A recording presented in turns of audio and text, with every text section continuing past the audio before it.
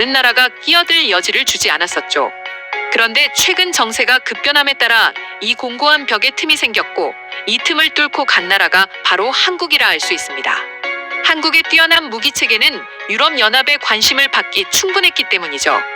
사실 전 세계 무기 시장의 양대 산맥을 꼽는다면 당연히 미국산 무기와 옛 소련 기술을 기반으로 한 러시아산 무기를 꼽을 수 있습니다. 그런데 이번 전쟁을 통해 그중 하나인 러시아산 무기가 여러 나라의 기대보다 효과적이 않다는 것이 입증되고 말았는데요. 문제는 러시아산 무기들을 상당수를 보유하고 있는 나라들이 유럽 국가들이었다는 점입니다. 이번 전쟁을 통해 러시아산 무기들의 마이크로칩이 서방 무기들의 마이크로칩에 한참 뒤떨어지고 있는 상황에서 유럽의 국가들은 이를 해결할 방안을 찾아내야 했는데요. 그리고 가장 근본적인 해결 방법은 모든 무기 체계들을 서방 무기들로 최신화해야 하는 것이었죠. 그리고 이를 가능케 하는 나라들은 미국, 독일, 프랑스, 한국 정도였습니다.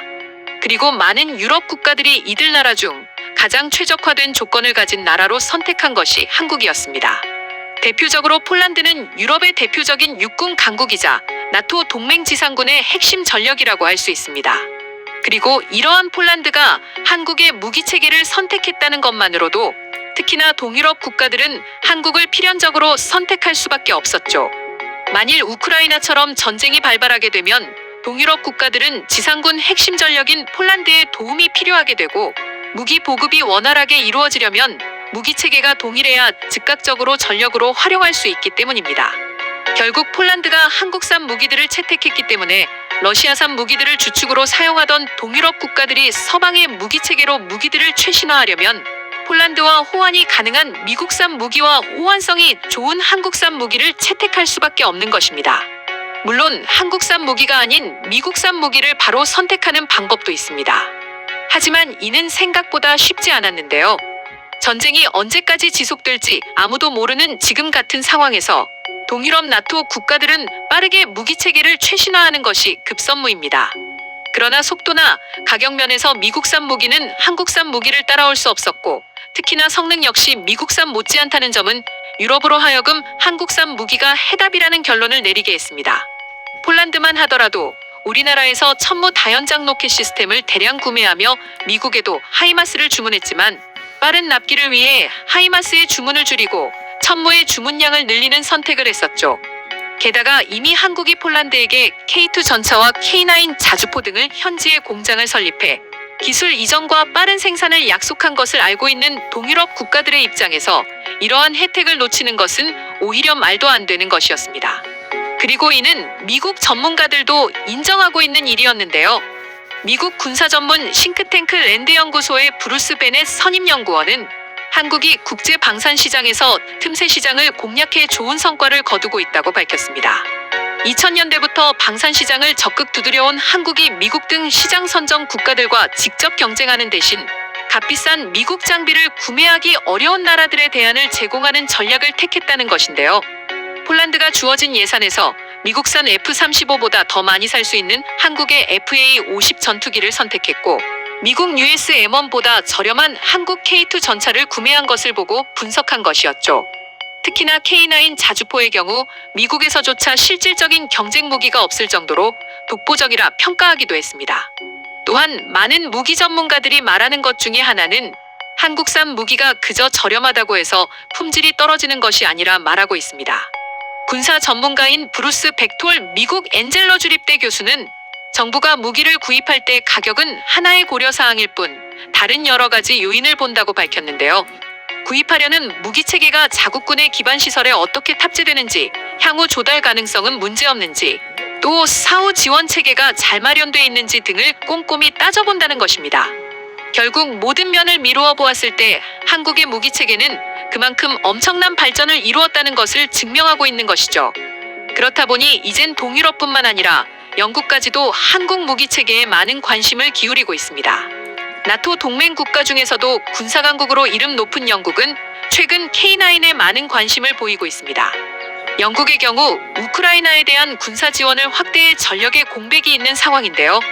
벤 월러스 영국 국방부 장관은 차세대 자주포 116문 도입 사업 2030년 초에서 2020년대 안으로 끝내기 위해 MFP 우선 협상 대상자 선정 일정을 3에서 4년 앞당기고 현지 생산 착수 일정 시점도 조정할 것이라 밝혔습니다.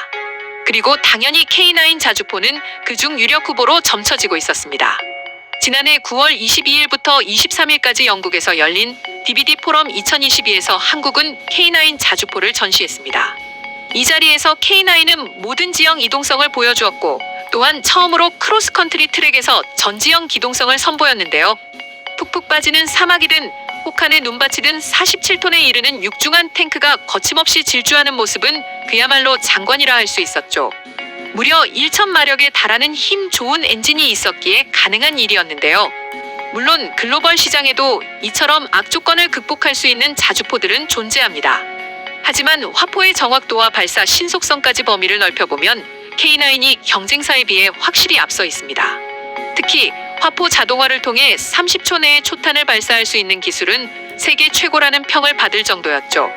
경쟁사 자주포 대부분이 탄을 운반하고 장전하는 데에만 2에서 3분이 소요되기 때문입니다. 한국의 경우 급속 사격 모드를 작동하면 15초 동안 3발을 쏠 수 있는 것과는 수준이 다르다고 할 수 있습니다. 이런 가운데 프랑스 넥스터 시스템스의 세자르 8륜형 자주포와 독일 KMW의 RCH155가 영국에서 K9과 경쟁을 펼치고 있는데요.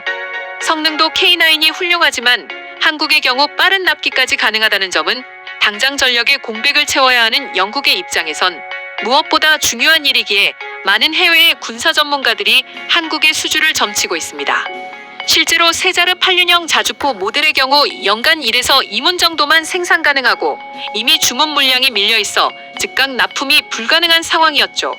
독일 역시 내년 1분기까지 납품이 불가능한 상황이라 영국이 자주포 주문 시 즉시 납품이 가능한 유일한 대안은 K9 밖에 없다고 해도 과언이 아닙니다.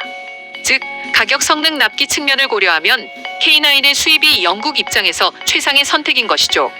게다가 사실 이번에 한국과 독일 전차 수주 경쟁에서 독일을 선택한 노르웨이 역시 아직까지 한국 무기 체계에 대한 관심을 버리지 않고 있습니다.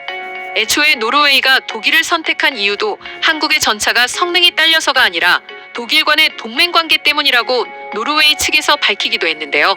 특히나 독일이 노르웨이의 최대 가스 수입국이라는 점이 크게 주요했다는 것이 많은 전문가들의 의견이었죠. 무엇보다 노르웨이는 독일의 전차를 선택한 후 애초에 정했었던 수량을 변경해 축소해 구매했습니다. 때문에 많은 전문가들이 결국 기존의 노르웨이가 거래했던 한국 무기 체계화의 유기성 때문이라도 추후 한국 전차를 재구매할 것이다 라는 분석을 내렸습니다. 이처럼 이미 한국의 무기들은 통곡의 벽이라 여겨지던 유럽의 방산 시장에서 조금씩 영향력을 발휘하고 있는데요. 단순히 한국만의 의견이 아닌 많은 해외의 군사 전문가들이 내놓은 의견인 만큼 머지않은 시기에 한국 무기가 유럽 시장에서 독보적인 위치를 차지하지 않을까 하는 생각이 드는데요. 그럼 지금부터 관련 내용을 보고 외국인들은 어떤 다양한 반응들을 보여주고 있는지 더욱 자세히 알아보도록 하겠습니다. 민승이는 수업 시간이면 누워서 잡니다. 피곤하니? 아프니? 라고 물어보면